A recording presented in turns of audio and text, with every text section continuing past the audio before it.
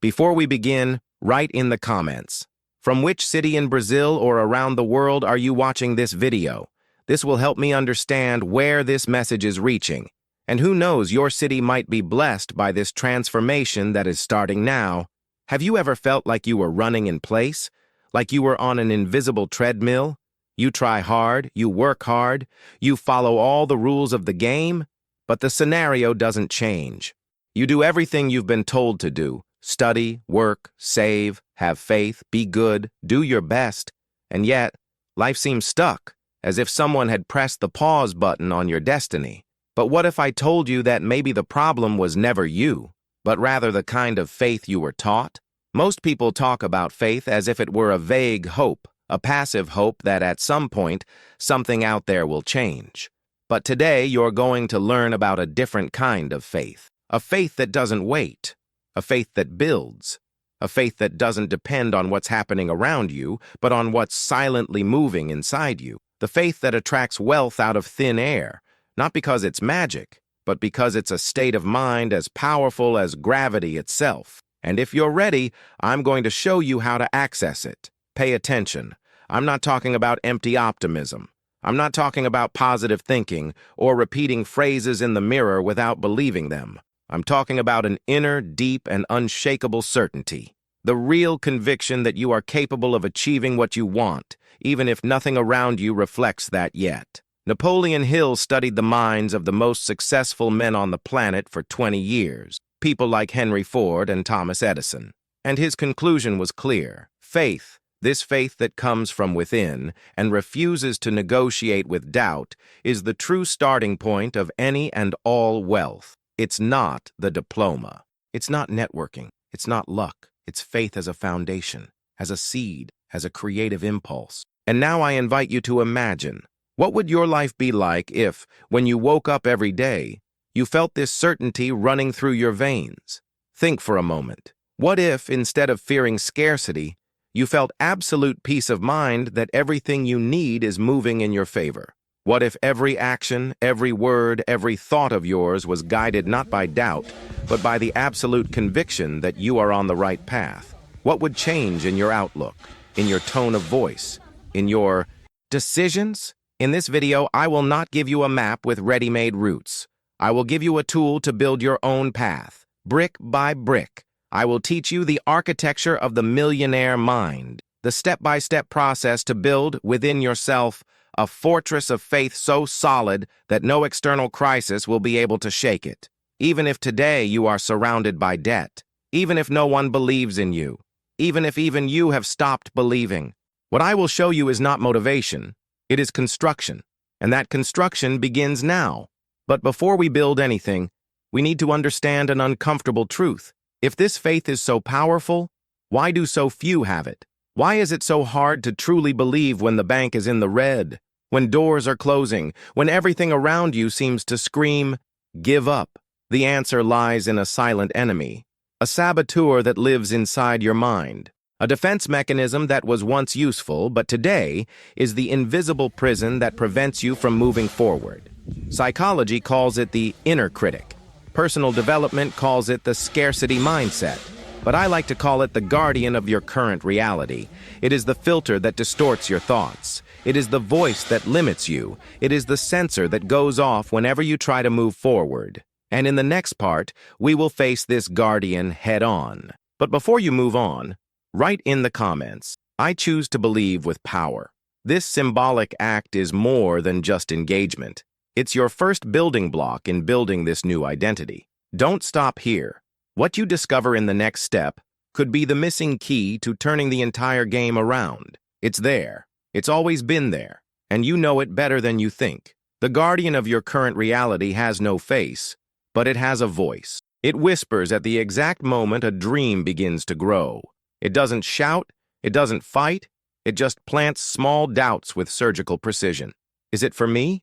What if it doesn't work out? What if I get frustrated again? This seemingly harmless voice is not your sworn enemy. It's much more dangerous than that, because it disguises itself as protection. It presents itself as common sense, as realism, as prudence. But behind this mask lies the most paralyzing thing: fear disguised as logic. This guardian was installed in your mind long before you knew what a dream was. It's an echo, the echo of your parents' voice telling you that money doesn't grow on trees, the echo of a teacher discrediting your potential, the echo of past failures that your mind insists on projecting into your future as a defense mechanism. He binds you not with chains, but with memories. This emotional software was programmed to keep you safe, and for a long time, it actually did its job.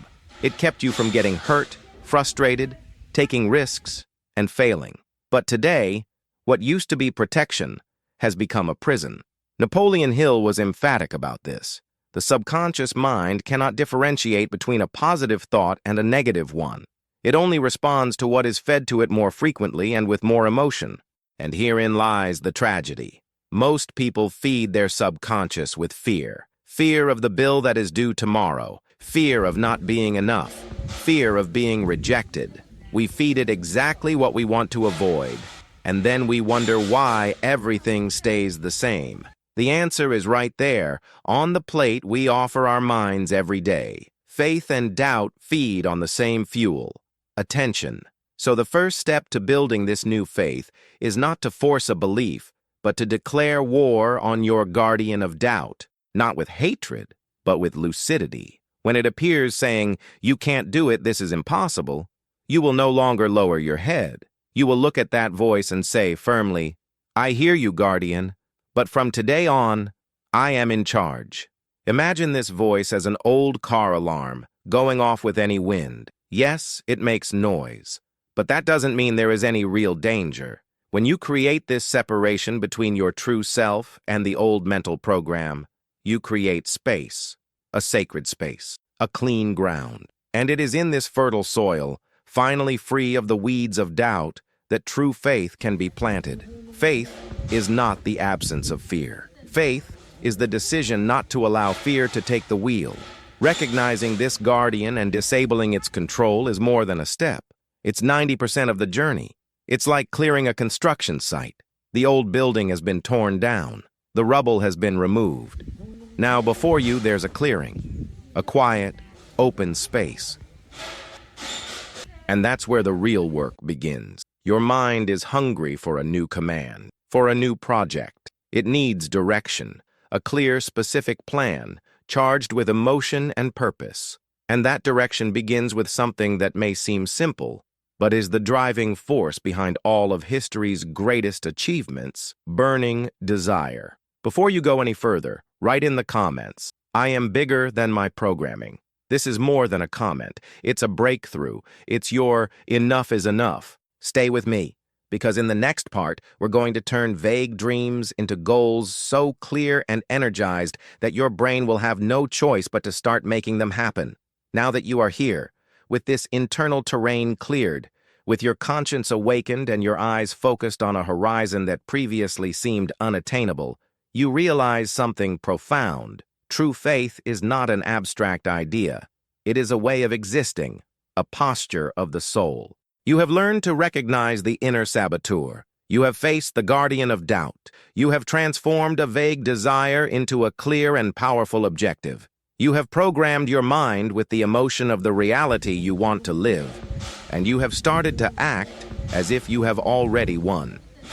But even with all this, there was an invisible break, a subtle blockage, camouflaged as morality. And now you know. Often what prevents your prosperity is not a lack of ability, it is guilt. Guilt for believing that getting rich is betraying who you were. Guilt for fearing being judged by those who still live trapped in scarcity. Guilt for associating money with corruption, vanity, or greed. But you've gone further. You've had the courage to look those beliefs in the eye and dissolve them. You've replaced the old mindset with a new decree. Money in my hands amplifies my ability to do good. You've freed yourself from the psychological prison that confuses poverty with virtue. Now your identity, your actions, your environment, and your moral vision are finally aligned. And when that alignment happens, something extraordinary happens. Wealth stops being a distant prize. It becomes the inevitable consequence of who you're becoming. It's as if the universe, seeing this new you manifest, says, Now, yes. Now you're ready. But there's one last piece, the final catalyst, and it's called massive, immediate action. It doesn't matter how clear your vision is. It doesn't matter how strong your intention is. If it isn't followed by a concrete action, it dies. Because the universe doesn't respond to wishes. It responds to movement. It's action that turns faith into matter, thought into gold. And that action doesn't have to be gigantic, but it needs to be now. It needs to be alive. It needs to break the cycle of procrastination. If you've thought about starting a business, buy the domain. If you've thought about investing in yourself, buy the book. Take the first step, because the first step, however small, is the only one that has the power to break inertia. Science explains, when you take action, you create a task tension. Your brain wants to finish what it started. And so, what was a spark turns into a flame. You move from idealizing mode to doing mode. And then, something magical happens. You see the first result. It may be small, but it's real. And that result fuels your faith. Your faith fuels a new action. That action brings another result. And the cycle turns into an upward spiral, breaking years of stagnation with a new rhythm, that of conscious creation. At this moment, you are no longer the same. You don't just believe, you act. You don't just dream, you plant. And you plant in fertile, clean soil, aligned with who you really are. You no longer depend on the world to change, because you understand the external world is just the delayed reflection of your internal transformation. And if you've come this far, it's not by chance. It's a calling. Life is reaching out to you. But the question remains, will you keep putting it off? Or will you seal now, in this instant, the commitment to become who you already know you were born to be? Comment now. Immediate action. And don't let this energy dissipate. If this video has ignited something within you, don't leave without leaving that flame alive in the world. Subscribe to continue receiving tools like this, so that this message can find other hearts ready to awaken, and share it with those you love, because faith, when shared, multiplies. The journey has begun, and I see you, with conviction, courage, and clarity, at the top.